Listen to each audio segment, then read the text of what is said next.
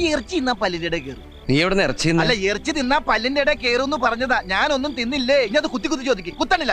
അമ്മോ, നിങ്ങളും സുന്ദരനെ പോലെ ഭക്ഷണം കഴിഞ്ഞാൽ ഈ ടൂത്ത് പിക്കോ അല്ലെങ്കിൽ ഇങ്ങനത്തെ സേഫ്റ്റി പിന്നോ ഒന്നും അല്ലെങ്കിൽ ഇങ്ങനത്തെ ഈർക്കിലോ വെച്ച് പല്ലിനിടയിൽ കുത്തി ക്ലീൻ ആക്കിയിരിക്കുന്ന ആൾക്കാരാണ് എങ്കിൽ നിങ്ങൾ ഉടനെ തന്നെ നിങ്ങൾ അടുത്തുള്ള ഡെന്റിസ്റ്റിന്റെ അടുത്തേക്ക് വിട്ടോ. ചെറിയൊരു പ്രശ്നം. ഭക്ഷണം കഴിക്കുമ്പോൾ പല്ലിനിടയിൽ ഭക്ഷണ സാധനങ്ങൾ കൊടുക്കുന്നതിന് പ്രധാനമായും 3 കാരണങ്ങളുണ്ട്. 1, പല്ലിനിടയിൽ കണ്ടുവരുന്ന വിടവുകൾ. 2, പല്ലിനിടയിൽ വരുന്ന കേട്. 3, മോണരോഗം. ഇതിൽ ആദ്യം പറഞ്ഞ 2 കാരണങ്ങൾക്കും നമുക്ക് ചെറിയ രീതിയിലുള്ള ഫില്ലിങ് അല്ലെങ്കിൽ റെസ്ട്രേഷൻസ് ചെയ്ത് കഴിഞ്ഞാൽ ഈ പ്രശ്നം പൂർണ്ണമായും പരിഹരിക്കാൻ പറ്റും.